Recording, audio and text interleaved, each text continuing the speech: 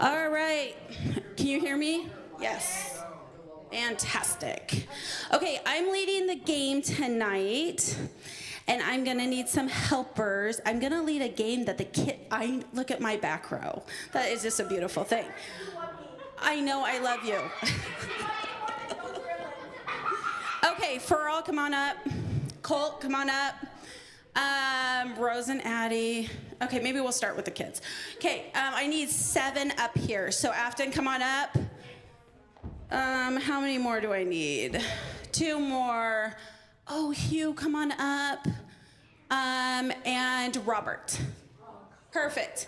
Okay, we are going to lead you in a little bit of a different version of Heads Up, 7 Up. Okay, kids on stage, I need you to be quiet, please.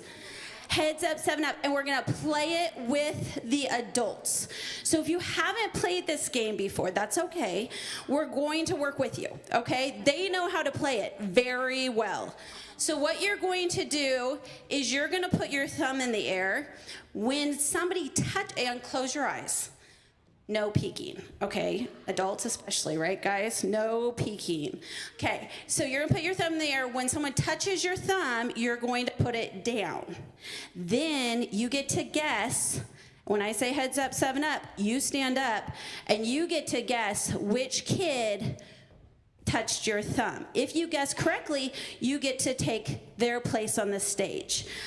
There's a little twist to this game that we normally don't play in the classroom, and that is we're going to be asking a question, like kind of a get-to-know-you question, to all of these kids.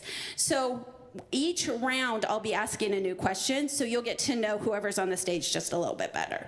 Okay, so my first question, Colt, is what is your, wait, actually no, I changed that. What would you do with $1 million? Jet ski. Jet ski. Lots of them? And a Lambo. And a what? Lambo. A Lambo.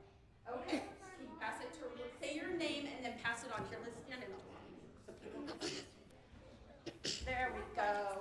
Okay, what would you do? Say your name, Rose. Rose.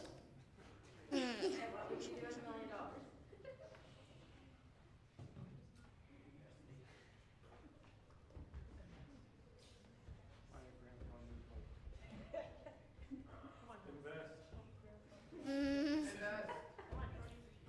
Give my teacher a present. My name is Afton, and I would buy a mansion and a good car, and I would feed homeless people, and with the extra money, I would give it to my parents.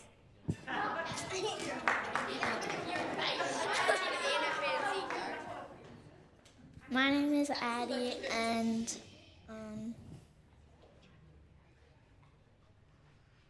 I would probably give money to an animal shelter and also move to Colorado.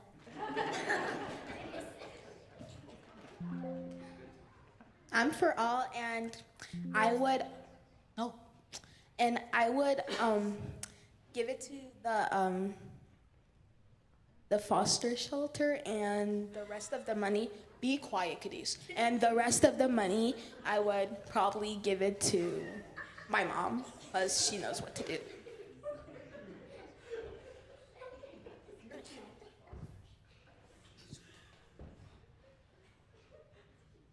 My name is Hugh.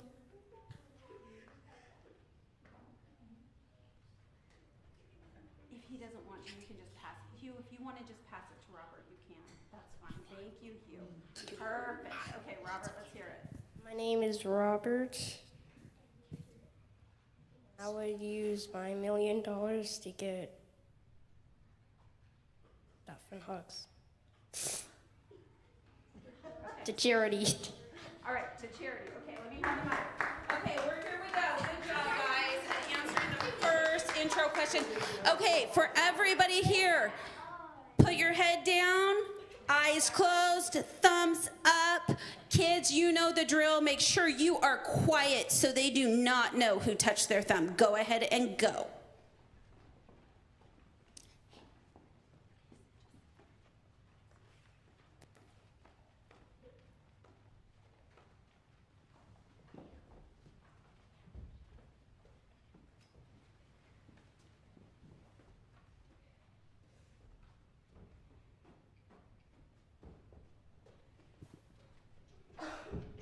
All right, heads up, 7 up. If you were tagged, if your thumb was touched, if you could stand up for me, please. Perfect. I will start over here with Miss Maddie. Who do you think tagged you? Afton. All right.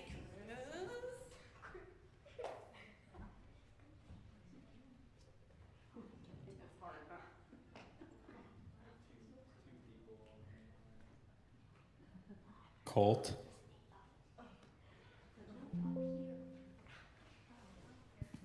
Addie is not who I choose.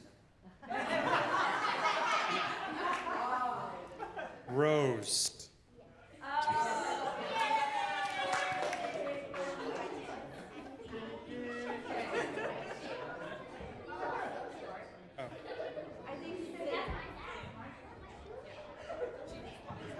Oh, that's what's happening. Okay. Robert? Robert, did you tag Sam? Yeah. Okay, pass the mic. Oh no, Corey, you have to actually. No, I said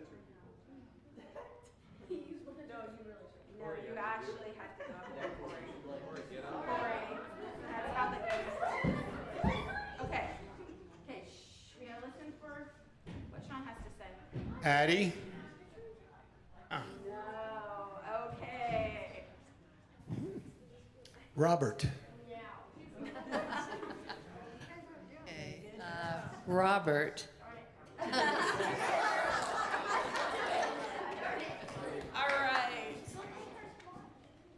Okay, so the next question is, if you had a dream job, what would it be? And this can just be a one, just a short answer here. Your dream job, you could be an FBI agent, CIA, whatever you're thinking. Here you go. Dream job, and then just pass the mic.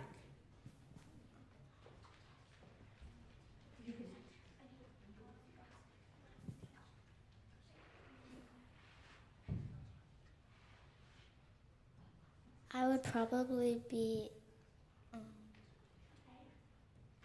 a teacher.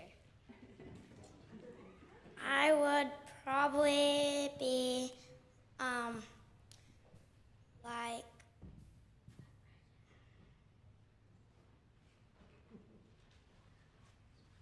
I would either be like a teacher or I would be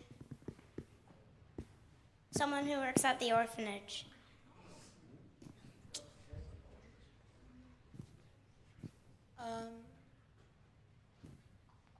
I would probably be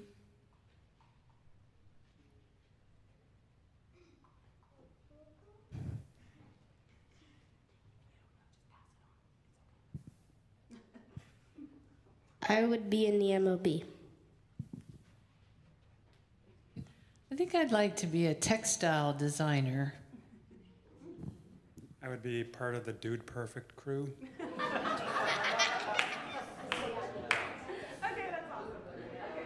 Okay. Heads down, thumbs up. Okay, let's go, guys.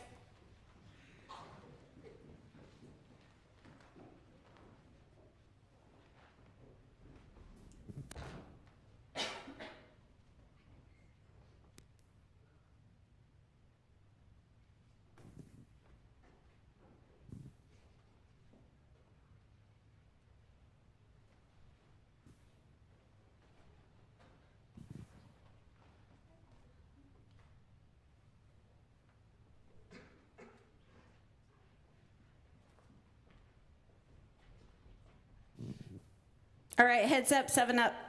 Stand up if you were tagged, please. All right.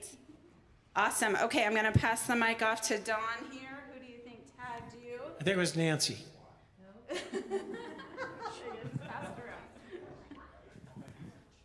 Afton. Afton. You get to come up. Here, I'll take the mic. Okay, who do you think?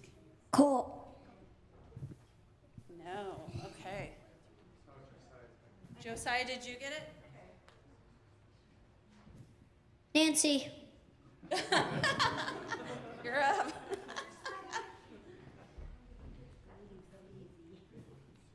Corey. Oh. Addie.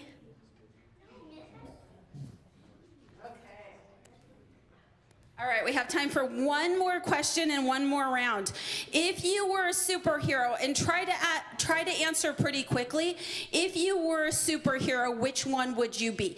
You don't even need to explain why. Okay, just tell me which superhero you would be. Just you don't need to tell me what you would do. Just what you would be. Doctor Strange. Iron Man, he has so many cool gadgets. Aquaman.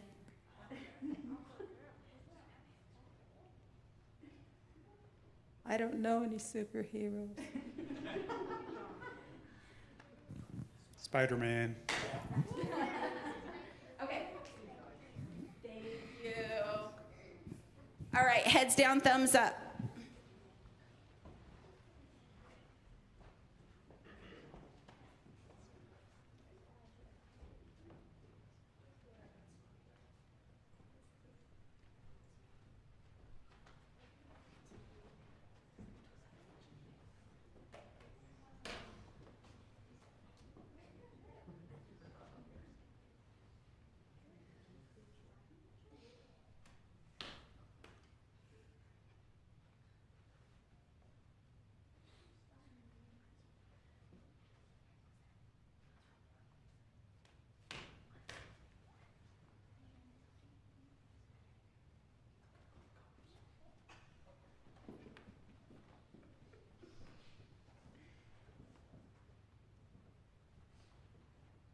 Heads up, 7 up.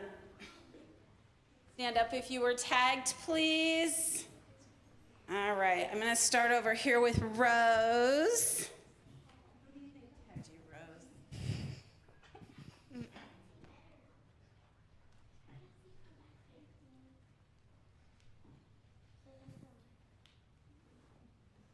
Colt.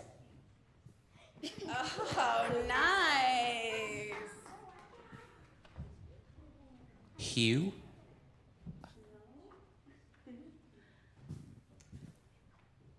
Pharrell. Sorry, you. I think it was Hugh. No.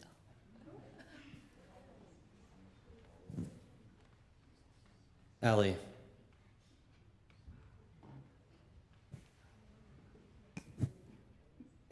Josiah. Okay, who did you tag, Josiah? Okay, who did you tag, Ellie? Who? Okay, and who did you tag, Rose? Oh, that's right, sorry. For all. Josiah, Rachel, right there. Okay, who did you tag? Right there? Oh, right there, Maria. Okay, and Corey, who did you tag?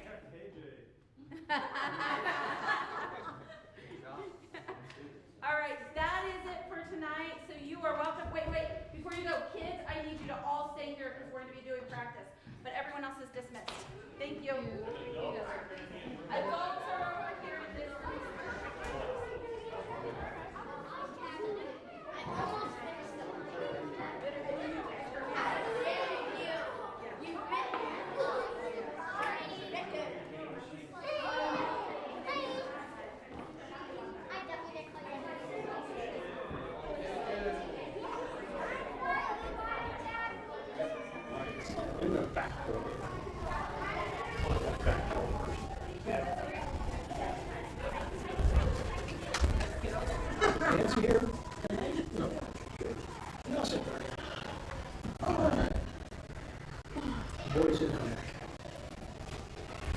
I'm going to be working on figuring out a change of format for the room for Wednesday nights because I'd like to do something a little more circled up for at least the next couple of weeks because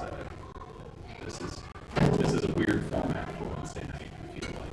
So, I also want to let you know you are on camera right now for the live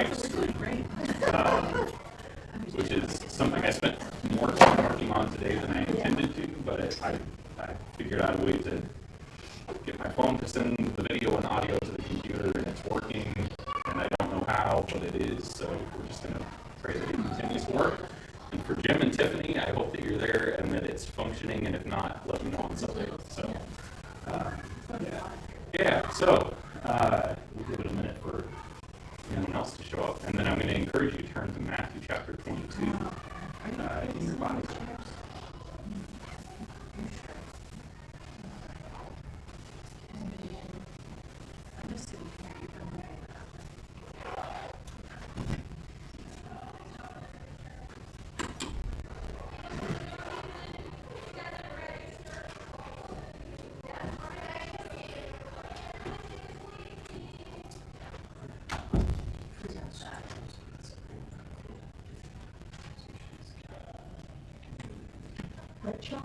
Matthew chapter 22. Hey, there you go. He's on my phone call outside. So, all right, so ideally, those that are on the live stream will be able to hear you and hear me, and we don't have to run around with microphones and stuff. They won't be able to see anything other than us, but that's okay because I don't have slides for tonight because I anticipated that being the case. So, it's one less step for me to have to do, which is kind of nice. And Lorenda's excited because she can wear her fancy boots and doesn't have to worry about breaking an ankle while she runs around the ring. So, about a year and a half ago, I had referenced on a Wednesday night the Bema podcast, and then I think I referenced it again on a Sunday morning in a sermon. And then I think Sean has listened to the whole thing at this point, everything that they do. And I had kind of stopped midway through because I was kind of getting into other things that I needed to get done. And Sean brought it up again like 6 weeks ago at this point. And I was like, oh yeah, I should get back around to listening to that. And I have been blitzing through what I think is some really fantastic material. What is it? Bema. It's a fellow named Marty Solomon. It is an even more Bible nerdy version of like the Bible Project in some ways. Although he's coming at it from a Jewish Christian perspective. How would early Jewish Christians have read Scripture? How do we approach especially the teachings of Jesus with an understanding of the social structure that he's speaking into, and biblical interpretation of his own time and the conversation he's having. So he builds a platform through the Old Testament that serves really strongly when he gets to the Gospels. And he works his way through the Gospel of Matthew. And I say all of that as kind of a preamble to what I want to talk about this evening, which is he makes the comment over and over again, and I thought, it's really insightful, and I'd never thought of it this way before. Jesus spends his entire 33 years of life living in an area where the Pharisees are very present. And for 3 years of public ministry, he manages to live alongside them. And he spends 1 week with the Sadducees, and they kill him.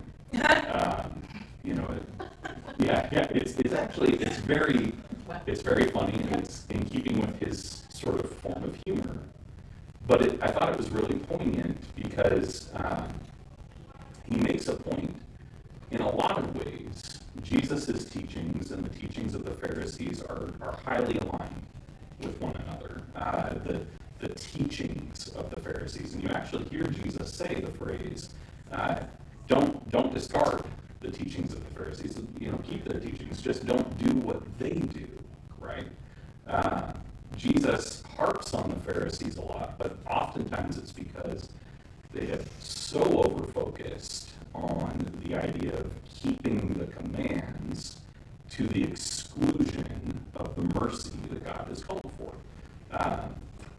And so I was listening to the podcast a couple of weeks ago, and he was teaching on Matthew chapter 22.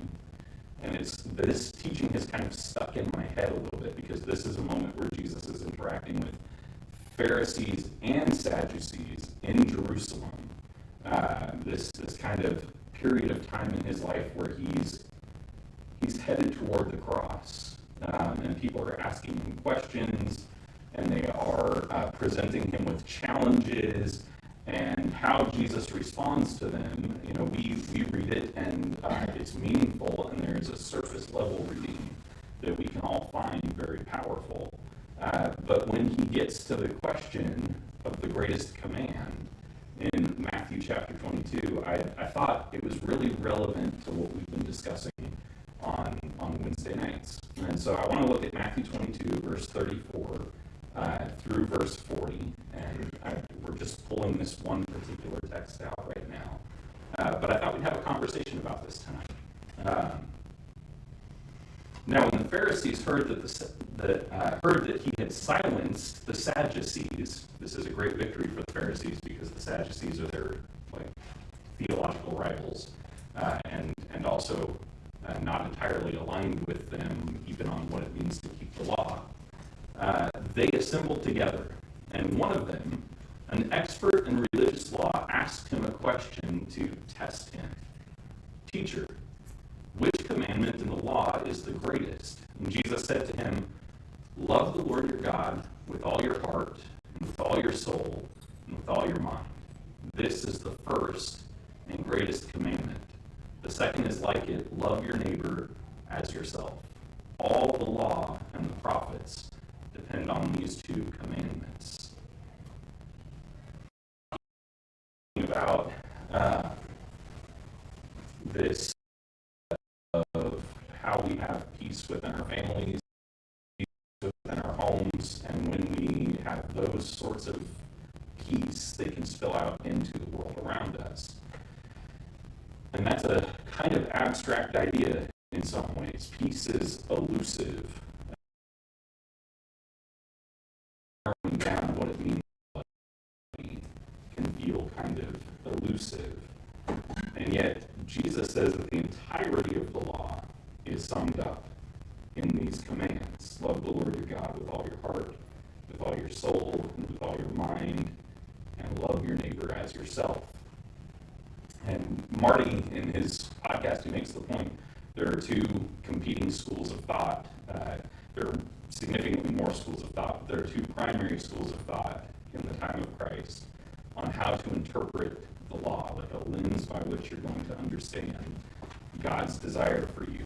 And so this question of what's the greatest command is not a new one. Everybody agrees on the first one, love the Lord your God with all your heart, mind, soul, and strength. The second one is the one that kind of defines how you go about doing that. There's one rabbi who says that the second command is to keep the Sabbath. And that command then sets the tone for obedience. That God's greatest desire for us is obedience. The other rabbi interprets it through the lens of love your neighbor as yourself. And this means then that all of the questions of how we interpret the law come down to what it means to love your neighbor. I think I'm summarizing that pretty well as far as how Shammai and Hillel, that's right. And so anytime you find Shammai or Hillel, these are the two guys that are defining the thinking of both the Pharisees and the Sadducees in some way. And so Jesus takes the side here of Hillel, right? And in that conversation, he is essentially agreeing with the Pharisees here. This is a little victory for them. So it's like two victories in a row. On the one hand, he's agreed with them on shutting up the Sadducees. On the second part, he's agreeing with them on which one of the rabbis has the correct interpretation, if I'm remembering correctly. And so this is kind of like a little spiritual victory for them. It says, while the Pharisees were assembled, so this is moving forward, Jesus asked them a question. What do you think about the Christ? Whose son is he? They said, the son of David. He said to them, how then does David, with the Spirit, call him Lord, saying, the Lord said to my Lord, sit at my right hand until I put your enemies under your feet. If David then calls him Lord, how can he be his son? No one was able to answer him a word, and from that day on, no one dared to question him any longer. And I think it's interesting that Jesus takes this opportunity, he's kind of affirmed their thinking, and then given them a reason not to ask him any more questions. He sort of shuts down the questioning period as he begins the process of approaching the cross. But that whole conversation of loving your neighbor as yourself,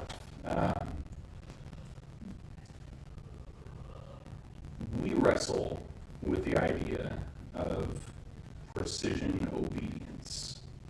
When we read the Bible, there's a desire, and I think it's a correct and good desire, to want to be precisely obedient to God, to discern what it is he wants from us, and then do it.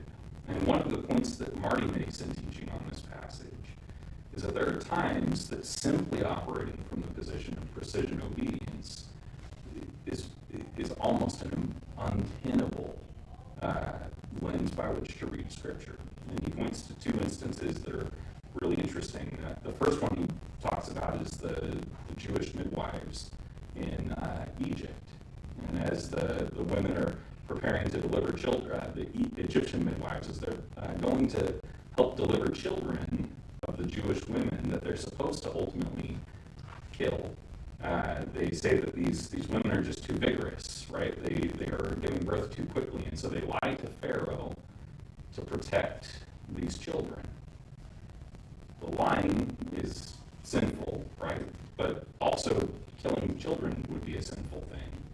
And so out of a desire to preserve life and preserve the lives specifically of these Jewish children, God blesses them in their lie. And then he also points to Rahab, and he says, it's this moment where she's harboring God's people, spies from the people of Israel, and she lies to the people around her about what it is that's happening within her own home to preserve people for the benefit of God's work. And he says both of those are choices that place another person's value above precision obedience. And so I want to have that kind of conversation tonight. What does it look like for us to balance obedience and love? And I think the answer is in what Jesus says tonight, but I want to have that conversation, so I don't want to leave the question. I think when you ask it like that, my first thought is I think that's where we get ourselves into trouble, if we try to balance it. Yeah. Unpack it. Go further with it. I think that's, we try to justify our decisions and our judgments. Well, yes, I want to love, but I've got to follow this rule and I've got to do it this way. And I think we don't even get to the true calling of what God calls us to be as a human in this world, because we get so caught up in just that question, how do we balance it? Yeah. And make sure I get enough marks in the right category. I like that analogy. Enough marks in the right category, right?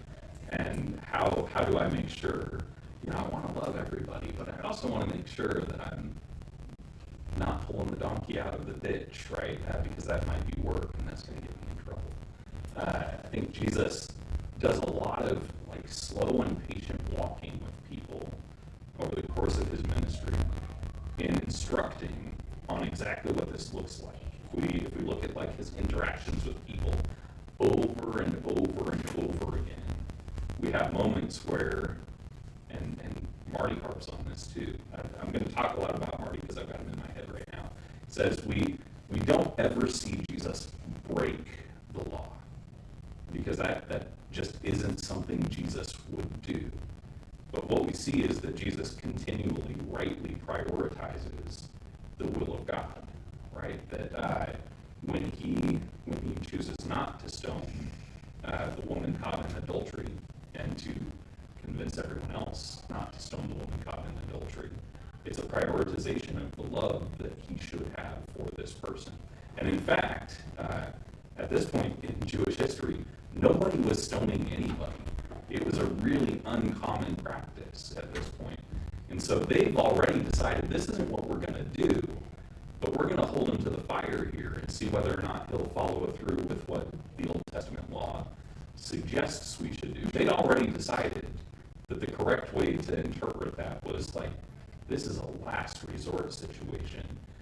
We prioritize the life of the person and ideally redemption and a seeking of reconciliation. Nobody wanted to stone this woman, right? And Jesus kind of calls their bluff too in some ways. When Jesus is healing individuals who are crippled or lame or sick, and he's called out for it because it's the inappropriate time to do it. Jesus always has an answer. Is there ever a wrong time to heal someone? Is there ever a wrong time? Is it unlawful to do good on the Sabbath? I think there's something to be said about this particular passage here being the summation, obviously, of the teaching of Jesus. It's the last question he answers before he asks the question that causes them all to just stop asking questions. It is the capstone, in Matthew at least, of the teaching of Jesus. And if your last teaching is supposed to be your most important, this seems like one we should really pay attention to. I don't think that's a controversial statement. I don't think anyone's arguing against picturing what Jesus calls as the two greatest commands as the greatest commands, but why do we struggle with it so much? Why is it, as Mark was saying, that we struggle between I want to love people, but I also want to make sure I get all these marks in the right column? John? I love how Mark defined that. We try to keep the balance because God clearly said, I desire mercy, not sacrifice. If we're going to fall off of that balance beam, we're going to fall over on the side of mercy and love. Yeah.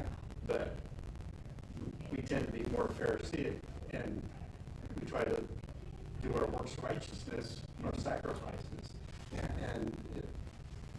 And I think, at least for our movement, we try to be people of the book, which means you're going to fall on the Pharisaic side of the beam, in my opinion. Trying to keep things, according to the book. Yeah. And I think we missed the exact calling of God, desire mercy. Yeah. It's really what I think Jesus means when he says you search the scriptures because you think in them you're going to find life, but the scriptures are pointing to me, right? Which they're saying, okay, this is what we've been telling you the whole time. Look at him. See what he does with these things. When Jesus says, I'm the fulfillment of the law and the prophets. I've come to live them to the full. It's this idea that now we don't have to ask what it looks like to perfectly live out God's will and intent. We've seen it in a person, in a human being. To prioritize every single time the well-being, the mercy, the love that we are supposed to give to other people. And it doesn't mean that all the other stuff doesn't matter. But if we're doing those things to the exclusion of love, then we're what does Paul say? A noisy gong or a clanging cymbal, right? Thinking about in our own homes how this plays out, there are some cultural laws, I think, that get laid down about what it means to be a husband and wife. Now, there's some scriptural examples that are given that we should listen to very strongly. But there are some cultural expectations. What does a husband or a wife do in the home?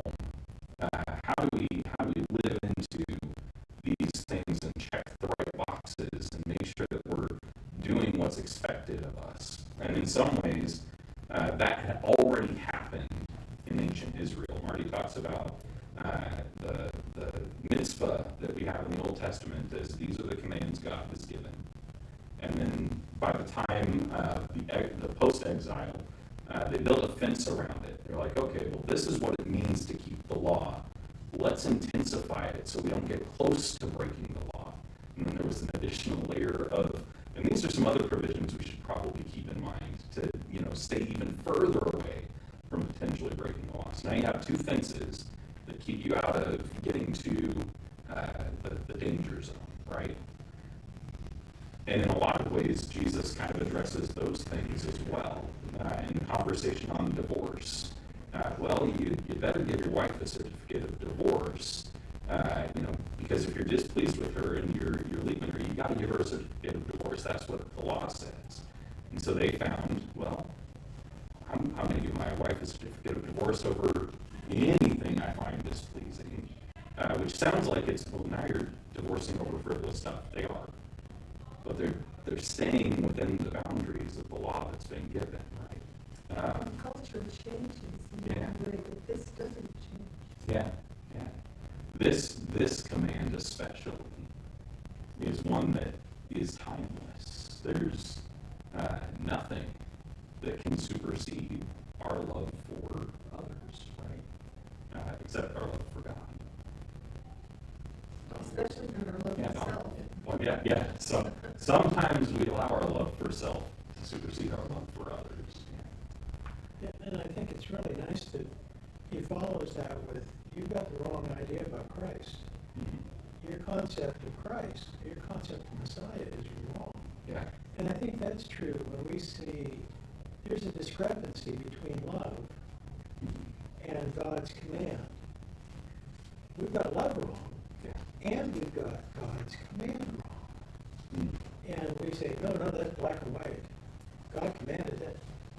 That's not black and white. That's not what he meant. And I think anytime we say there's a discrepancy there between love and what God says, now maybe something someone else said that we say, no, that's God saying it.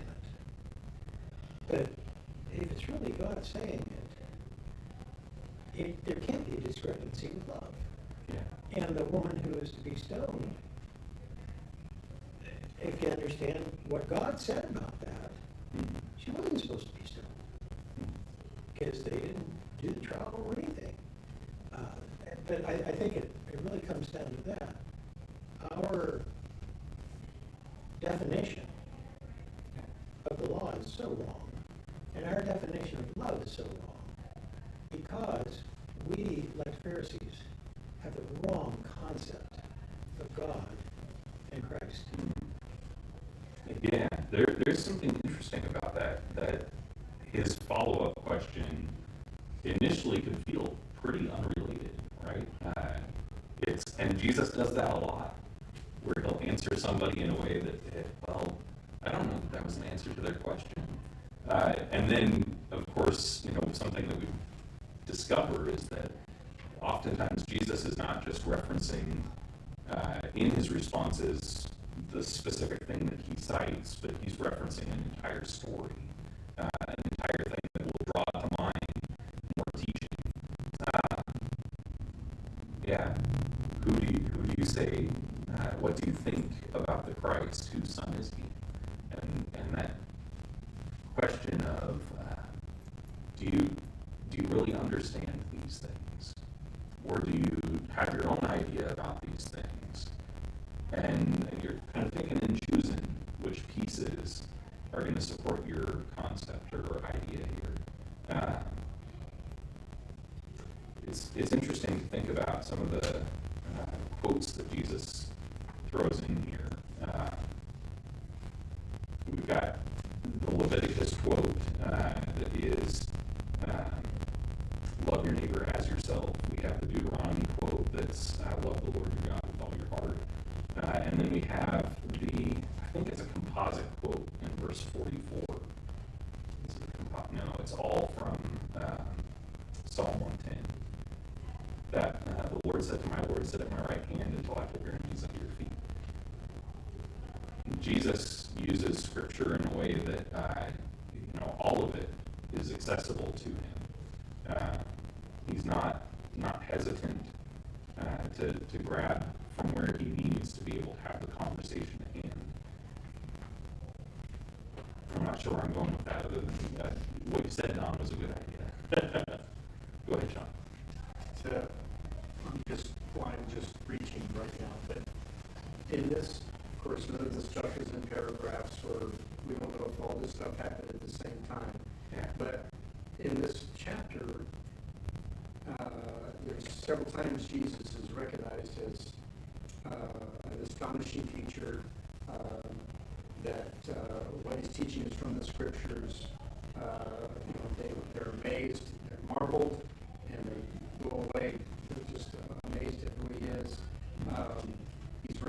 Jesus referenced as teacher, and then he says, this is the greatest commandment, and then he ends with, and by the way, I'm Lord. Yeah. And so all these things I've been saying, you can't question. Yeah. Because I am Lord. So maybe is contextually in this setting where he's saying, don't question me. Yeah.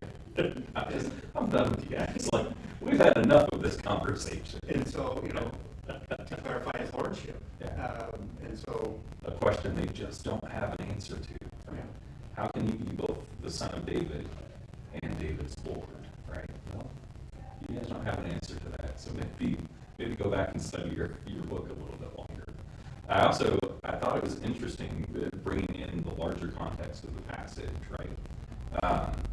We talked last week about Jacob looking at Esau after having wrestled, presumably, with the angel of the Lord or with God overnight. And he looks at him and he says, seeing you is like seeing the face of God. And one of the kind of important messages throughout Genesis, I think it's more subtle after the first chapter, but it's there, is that humans are created in the image of God. And this question of paying taxes to Caesar comes up, right?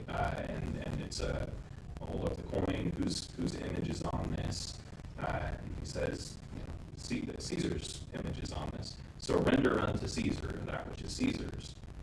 And the implication of that is, it's fitting to give to someone what has their image stamped on it. And then he says, render unto God that which is God's, right? And I think having that as kind of a pretext then to this conversation about the greatest commands, if we're called to love the Lord your God with all your heart, with all your mind, with all your strength, wouldn't it make sense that the second greatest command then would be to love those who are created in his image in the same way? I don't know if when Matthew was writing this down, he had that in mind. But in a prioritization of things to do, things that are righteous, things that are holy, if loving the Creator is the right thing to do, the top of the heap, loving those who are created in his image, seems like it makes sense as the number 2 slot, right? I was thinking a lot about this. I tried to really quickly put something together yesterday on the number of commands that are specifically about loving God, showing him honor and showing him respect, showing him our understanding of his worthiness. And you can't number them. There's just so many that are in there.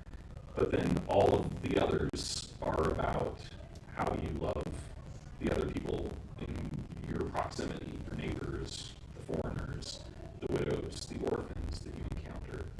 And so I don't think it's an even 50-50 split. I do think that there are probably significantly more commandments about how to appropriately approach the God that's created us in worship. Honestly, there's so many laws about the way in which we go to the temple and offer specific sacrifices. But an extraordinary amount of the law boils down to don't mistreat other people. Don't look to your own advantage. Hey, remember, there's going to come a time when you no longer own the land that you got from them, that you paid for, because we don't want to make them homeless. But you'll still have the land that's your family's land. It's very interesting, the breakdown of the law.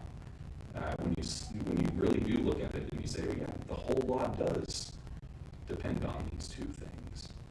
It's either orienting us towards the appropriate response to God or orienting us toward the appropriate response to other people.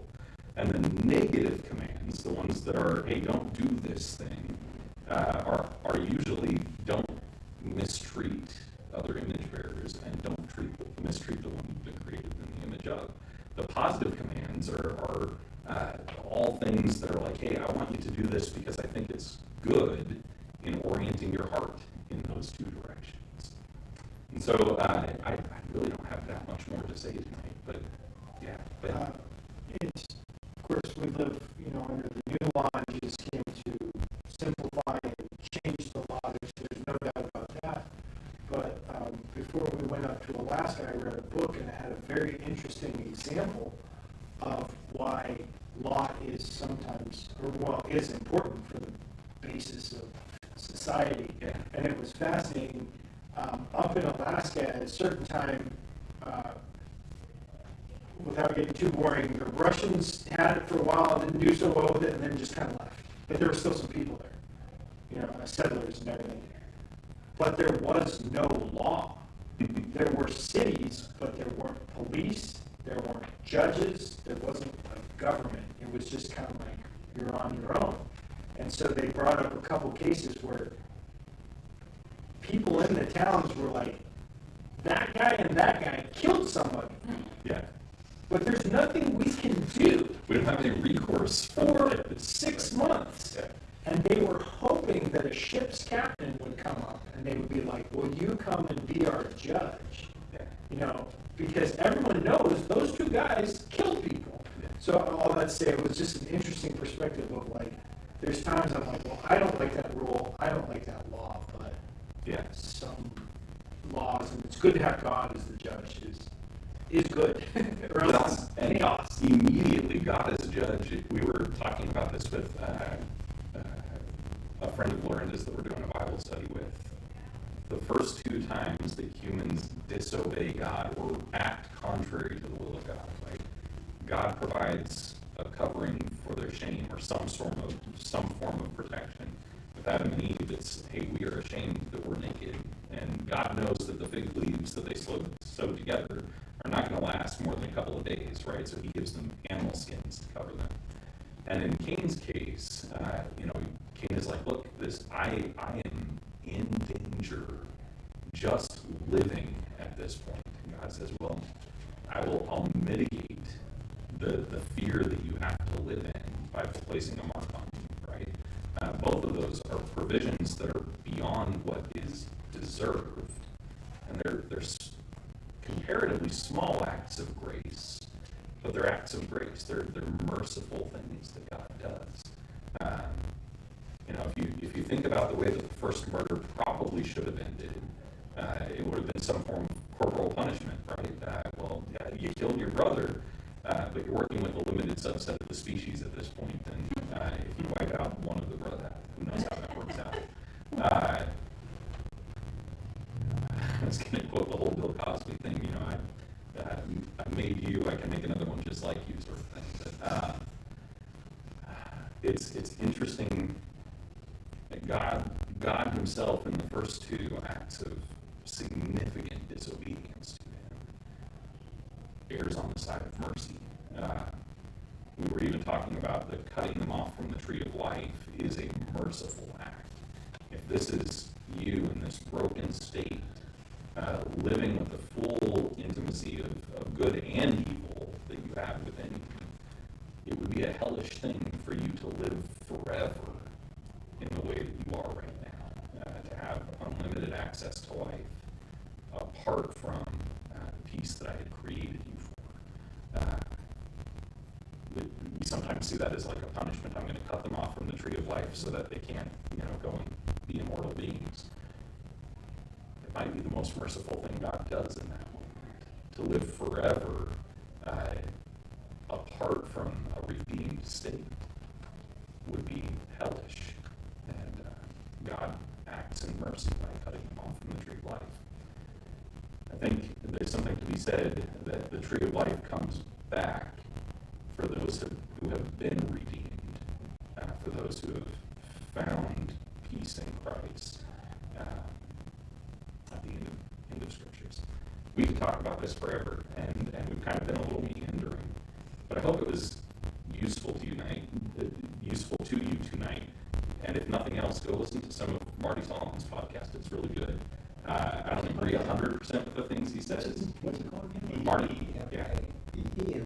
Yeah.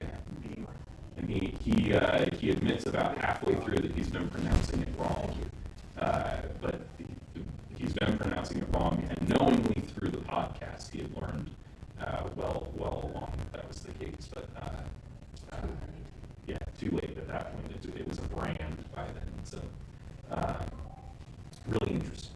So, yes. One thing that I was listening to it today, and it really struck me when I read this just now, that Marcus Aurelius, who was the great Roman philosopher, Yeah. and he wrote some really incredible stuff.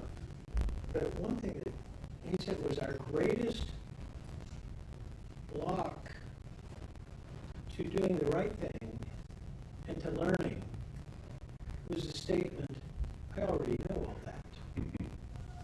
I already know all that. And that's what the Pharisees and the Sadducees were doing here. They're trying to trap Jesus. Because I already know the answers, or I already know there's not an answer. I'm going to try to trap him. And then the crazy thing, and we do this too, when someone gives us a really good answer that challenges us, and we don't have any comeback for it, what should we say?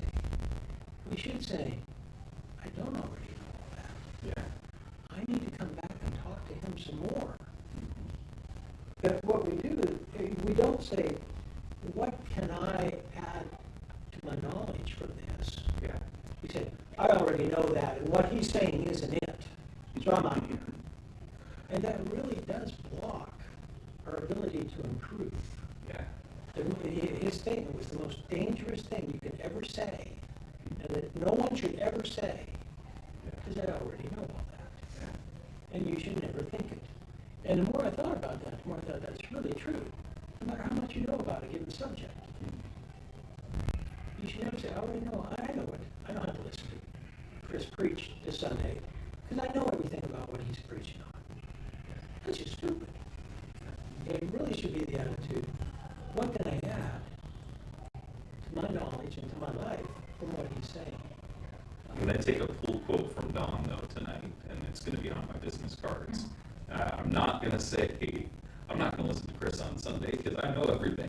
I'm excited. But no, that's a really good point. And it is a human tendency when we hear information that rubs us the wrong way, to instead of engaging, to like disengage, right? And that it's my tendency. I don't like being told I'm wrong. And if I'm given enough time, or I like the person who's told me I'm wrong well enough, eventually I might come around to it. But we should be people who are open to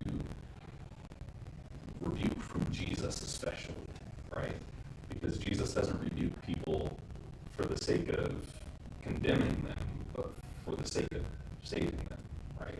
That's true with their spouses, too. Yeah. And with their family, true, too. And when I say, I don't need to listen to Josiah because I already know, I can learn a lot from him. Out of the mouths of babes. And with Nancy, if I say, well, I know what she's going to say, and I know she's not right on this, I'm lost. So, but that's what Jesus, I think, is doing with the Pharisees and the Sadducees here. And they do what we do, they turn off. It's even learning what not to do. Yes. Yes. Like, okay, you're not friendly. Got it today. You're on my side. I think if we ever reach the point where we're glad that Jesus has silenced someone else, we should be really careful about our next question to Jesus, right? There's the possibility that he's just waiting to, all right, here's a question for you too. And it's a humbling thing. And Marty's not the first person I've heard say this, but he says it pretty consistently. Especially those of us in historically conservative Christian groups share so much in common with the Pharisees that Jesus would praise and then turn around and remind us that we lack mercy. And I think it's really important for us to continue to observe the things that Jesus would praise in us, but to to be reminded continually of the importance of mercy. That's where we'll leave it tonight.